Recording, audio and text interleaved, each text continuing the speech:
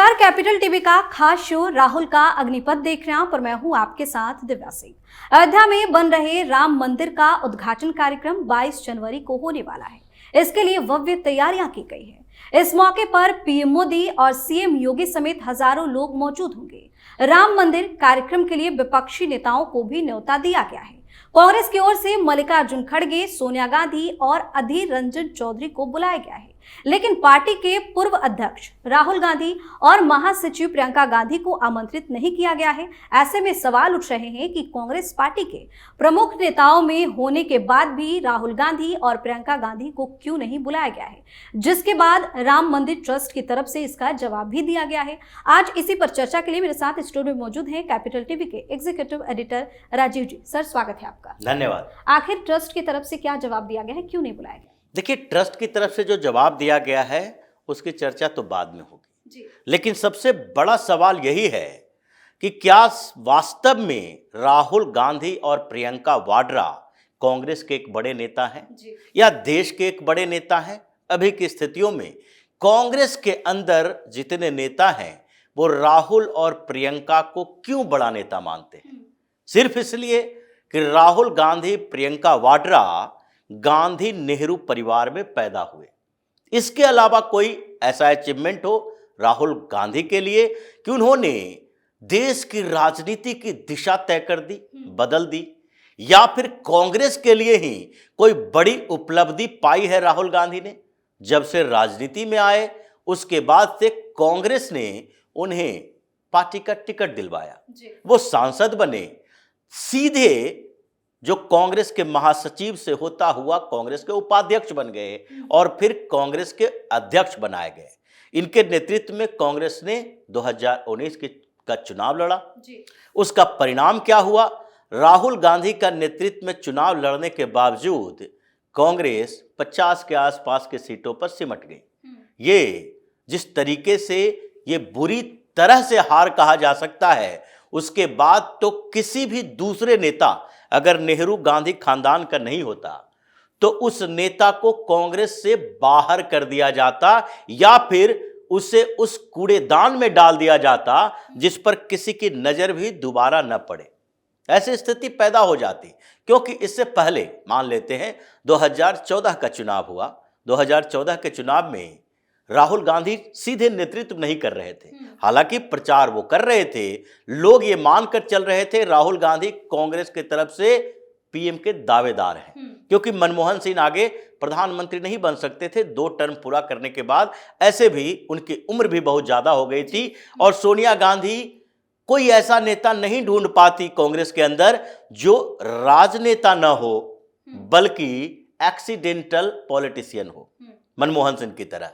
तो इसलिए उस समय इनके ऊपर ज्यादा सवाल नहीं उठे, क्योंकि उससे पहले कांग्रेस की सरकार और ये मंत्री के कोई जिम्मेदारी ले नहीं रखे थे, कोई भी मिनिस्टर नहीं बने, अपने ऊपर कोई जिम्मेदारी नहीं थी, इसलिए उनके ऊपर सवाल नहीं उठे। सवाल उठे मनमोहन सिंह के नेतृत्व पर, सवाल उठे केंद्रीय मंत्री जो कांग्रेस के थे उसके ऊपर कि आपका अचीवमेंट 0 था, आपने घोटाले किए, इसके कारण कांग्रेस हार गए। लेकिन 2019 में उनके नेतृत्व में कांग्रेस हारी। फिर इस बीच भी जो 3 राज्यों में कांग्रेस की जबरदस्त हार हुई है, इसमें तो राहुल गांधी महत्वपूर्ण भूमिका निभा रहे थे, दौड़ दौड़ कर कह रहे थे। मतलब न राजनीतिक तरीके से कोई उपलब्धि और न ही राजनीति में अगर कोई मुद्दे की बात की जाए कि ऐसा कोई मुद्दा उठाया जिससे देश हिल गया हो, राजनीति की दिशा बदल गई हो, ये एक भी मुद्दे उठाने के लायक नहीं है, न ही लोगों के बीच लोकप्रिय हैं। तो आधार एक ही है कि आप गांधी नेहरू परिवार में पैदा हुए, आपके बाप दादा दादी सब प्रधानमंत्री रहे, तो इसलिए आपको एक बड़ा नेता मान लिया गया। अभी आप कांग्रेस के अध्यक्ष नहीं हैं, अभी एक मामूली सांसद है, वो भी आपकी सांसदी खत्म हो चुकी थी, सुप्रीम कोर्ट की मेहरबानी से फिर से बहाल हुई है, नहीं तो आप सांसद भी नहीं रह पाते। आपको 2 साल की सजा हो चुकी है, सजा खत्म नहीं हुई, सस्पेंड की गई है, अभी भी सजा हो सकती है। आपके ऊपर 12-12 मुकदमे चल रहे हैं, मानहानि के, दूसरी तरफ आपके ऊपर एक दो नहीं कई करप्शन के चार्जेज हैं, जिसमें नेशनल हेराल्ड का मामला है, जमीन खरीद बिक्री का मामला है, अभी जो हथियारों का बड़ा सौदागर मिडिलमैन संजय भंडारी के खिलाफ जो चार्जशीट दायर की गई है, ये जो ईडी ने चार्जशीट दायर की, उसमें राहुल गांधी, प्रियंका वाड्रा, सोनिया गांधी सबका नाम है कि किस तरह से ये जो थम्पी यूएई का बिजनेसमैन, उसने यहां इन्वेस्ट किया, दलाली की, और उसके पैसे से प्रियंका वाड्रा, राहुल गांधी ने जमीनें खरीदी हरियाणा और राजस्थान के अंदर, और फिर पहवा को जमीन खरीदकर उसी को बेची। बहुत सारी कंट्रोवर्सी है इसमें। और जो थम्पी को वाड्रा से मुलाकात करवाने वाला है सोनिया गांधी का पर्सनल सेक्रेटरी यानी कि माधवन। तो ये पीपी माधवन, सोनिया गांधी, प्रियंका वाड्रा, राहुल गांधी, ये सारे के सारे जो तिकड़ी चौकड़ी है, ये लोग हर जगह करप्शन के मामले में फंसे हुए। 5,000 करोड़ की संपत्ति हड़प ली नेशनल हेराल्ड की। तो ये करप्शन में वैसे ही मानहानि के मुकदमे चल रहे हैं। आप एक मामूली से सांसद हैं, कभी कोई मंत्री नहीं रहे, तो कांग्रेस के या फिर देश के बड़े नेता किस आधार पर कहेंगे? प्रियंका वाड्रा, जिम्मेदारी दी गई उत्तर प्रदेश की, उत्तर प्रदेश विधानसभा का चुनाव का जोर शोर से प्रचार किया, 2% वोट आई कांग्रेस को, 2 विधानसभा की सीटें। ये 403 में से 2 सीटें लेने वाली कोई पार्टी और उसके नेतृत्व करने वाली नेता बड़ी नेता कैसे हो सकती है? तो कांग्रेस में जो चमचो चापलूसों का ये पूरा कुनबा है, वो लोग राहुल गांधी, प्रियंका वाड्रा को बड़ा नेता मानते हैं। दूसरी तरफ जहां राम मंदिर ट्रस्ट की बात है, जो उन्होंने बताया कि क्यों ये विपक्ष या कांग्रेस बौखलाई हुई है, जिस आधार पर कि राहुल गांधी या प्रियंका वाड्रा को नहीं दिया गया, सोनिया गांधी को दिया गया है, मल्लिकार्जुन खड़गे, अधीर रंजन चौधरी को दिया गया है कांग्रेस में तो इन दोनों को भी दिया जाना चाहिए, क्योंकि ये अभी आजकल हिंदुत्व की नौटंकी ज्यादा करते हैं। प्रियंका वाड्रा मध्य प्रदेश के चुनाव में भी जाती थी, नर्मदा पूजन करती थी, मंदिरों में जाकर घंटी बजाती थी, तिलक लगाती थी, यज्ञ करती थी। राहुल गांधी भी वैसा ही करते रहे, लेकिन अंदर से ये लोग तो एंटी हिंदू हैं, ये सब लोग जानता है।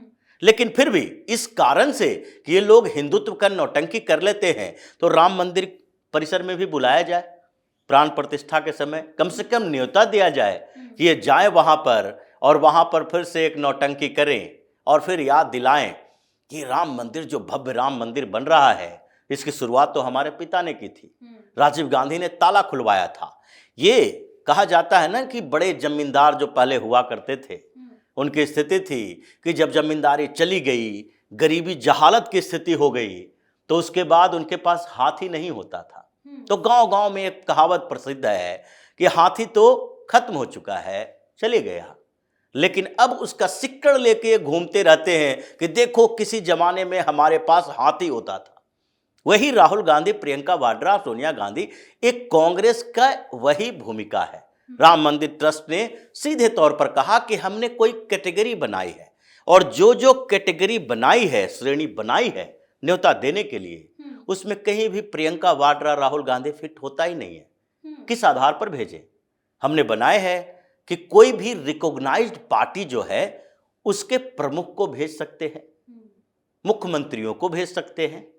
वो सारे मुख्यमंत्री की बात नहीं है, लेकिन लोकसभा में नेता प्रतिपक्ष को भेज सकते हैं, राज्यसभा में नेता प्रतिपक्ष को भेजेंगे, बड़ी पार्टी जो रिकॉग्नाइज्ड पार्टी है उसके अध्यक्ष को भेज सकते हैं, और उस पार्टी के किसी बड़े नेता को भेज सकते हैं जो हमारे अनुसार है। उसके बाद संवैधानिक पद पर बैठे हुए कुछ लोगों को भेज सकते हैं, फिर राम मंदिर आंदोलन से जुड़े हुए लोगों को भेज सकते हैं जिन्होंने राम मंदिर के लिए आंदोलन किया। साधु संतों, महात्मा के अलावा इन लोगों को भेजा जा सकता है। अब राहुल गांधी या प्रियंका वाड्रा राम मंदिर के आंदोलन के खिलाफ थे, उसमें तो शामिल हुए नहीं। दूसरी बात, राम मंदिर के विरोधी तो पूरी कांग्रेस रही है। मल्लिकार्जुन खड़गे और अधीर रंजन चौधरी या सोनिया गांधी को दिया ही नहीं जाना चाहिए। सोनिया गांधी के बारे में सही मायने में हेमंत बिस्वा शर्मा ने कहा था, ये अगर सोनिया गांधी मंदिर परिसर में चले जाएं तो कई पाप इनके धुल जाएंगे, कुछ पाप से मुक्ति मिल जाएगी, क्योंकि इन लोगों ने तो राम मंदिर बनने का विरोध किया, वकीलों की फौज खड़ी कर दी सुप्रीम कोर्ट के अंदर, फिर आपको क्यों इनविटेशन चाहिए? क्यों बौखलाए हुए हो? सिर्फ इसलिए कि इनविटेशन मिलेगा, हम मुद्दा बनाएंगे और फिर मुसलमानों को खुश करेंगे। इसलिए न तो राहुल गांधी नेता प्रतिपक्ष हैं लोकसभा में, वो तो लोकसभा में नेता प्रतिपक्ष अभी कोई है ही नहीं, लेकिन फिर भी सबसे बड़ी पार्टी विपक्ष में है कांग्रेस। उसके जो लोकसभा में नेता है अधीर रंजन चौधरी, उनको दी गई है। मल्लिकार्जुन खड़गे को इसलिए दी गई है, राज्यसभा में वो नेता प्रतिपक्ष है। दूसरी तरफ से सोनिया गांधी पार्लियामेंट्री पार्टी, संसदीय दल की नेता है कांग्रेस की, उनको भी भेज दिया गया, कांग्रेस की बड़ी नेता है भाई। तो इसलिए राहुल और प्रियंका को तो भेजा ही नहीं जाना था, लेकिन जिस तरीके से राम मंदिर ट्रस्ट की तरफ से ये बयान जारी किए गए हैं, इसका मतलब ये है कि विपक्ष के जितने भी नेता हैं और खासकर कांग्रेस इसको मुद्दा बनाने की कोशिश कर रही है कि कैसे भी राम मंदिर को, अयोध्या को बदनाम करो। राहुल और प्रियंका का मसला उठाओ, सोनिया गांधी तो जाएगी नहीं, मल्लिकार्जुन खड़गे, अधीर रंजन चौधरी, ये दोनों हैं जो कंफ्यूज्ड हैं, इनको जाने नहीं दिया जाएगा। ये गांधी परिवार का कोई नहीं जा रहा है, तुम लोग कैसे जा सकते हो? उसी तरीके से विपक्ष के अलग अलग पार्टियों के नेता है, कम्युनिस्ट पार्टी के कोई जाएगा नहीं। ये लोग विवाद पैदा कर रहा है कि किसी तरीके से बदनाम हो, और इनके पीछे एक बड़ी वजह यह है कि ये वहां जाकर मुसलमानों को नाराज नहीं करना चाहते। जैसे ओवैसी कहता है कि अभी यहां पर कभी मस्जिद हुआ करती थी, हमसे छीन लिया गया, हमारी जमीन छीन ली, हमारी जमीन छीन ली गई। हमारी जमीन, ये कहने का अधिकार किसी ओवैसी, खान, पठान, अंसारी, कुरैशी को नहीं है। ये तुम्हारी जमीन नहीं है, तुम यहां आकर बसे हुए लोग हो। ये जमीन राम भक्तों की है, ये जमीन राम की है, ये जमीन हमारी है। इसलिए इन लोगों को कोई अधिकार नहीं है। राहुल गांधी, प्रियंका वाड्रा भी सोच ले कि राम मंदिर के आसपास भटकने नहीं दिया जाना चाहिए लोगों को। ये कोशिश तो कर रहे थे। भारत जोड़ो यात्रा 2 की तैयारी के समय अयोध्या में महंत से मुलाकात के लिए इन लोगों ने टीम भी भेजी थी कि हम वहीं से जाकर शुरुआत करेंगे भारत न्याय यात्रा जो अभी होने वाली है। लेकिन बात नहीं बनी तो वो वहां से खिसक लिए नॉर्थ ईस्ट की तरफ। इसलिए राहुल गांधी या प्रियंका वाड्रा, इन लोगों का तो सवाल ही पैदा नहीं होता, और इन लोगों को तो मंदिर परिसर में एंट्री पर बैन लगा देना चाहिए। जैसे सोनिया गांधी, राजीव गांधी को जब वो जगन्नाथपुरी में मंदिर में गए थे, सोनिया गांधी के एंट्री पर बैन हो गई थी, उन्हें नहीं जाने दिया गया कि गैर हिंदुओं को यहाँ पर एंट्री नहीं है। जब ये लोग नेपाल गए थे तो वहां पर भी मंदिर में जाने से सोनिया गांधी को मना कर दिया गया। राजीव गांधी बौखलाए हुए यहाँ आए, फिर डिप्लोमेटिक वार्ता हुई, कूटनीतिक संबंध बदल गए, नेपाल के खिलाफ कुछ मामले आए, प्रतिबंध लगाया गया। राजीव गांधी को लग रहा था मेरी पत्नी को नहीं जाने दिया। तुम हिंदू नहीं हो, और जिन मंदिरों में गैर हिंदुओं का प्रवेश वर्जित है वहां पर तुम्हारी एंट्री नहीं होनी चाहिए। इसलिए यहां भी एंट्री पर बैन लगाओ। इन लोगों को न्योता देने की बात, कभी भी इन लोगों को वहां पहुंचने पर ही रोक लगा देना चाहिए राम मंदिर के महंतों के माध्यम से। जी, बहुत बहुत धन्यवाद सर तमाम जानकारी। धन्यवाद। तो अयोध्या में रामलला के प्राण प्रतिष्ठा समारोह की तैयारी जोरों पर है। आमंत्रित अतिथियों के नाम सामने आने लगे हैं। वहीं कांग्रेस की ओर से राहुल गांधी और प्रियंका गांधी को आमंत्रित नहीं किए जाने पर सवाल उठ रहे हैं, लेकिन राम मंदिर ट्रस्ट की तरफ से साफ तौर पर यह कह दिया गया है कि ये दोनों इसके योग्य नहीं है। आप अपनी राय हमें कमेंट करके जरूर बताएं और देखते रहिए कैपिटल टीवी। नमस्कार।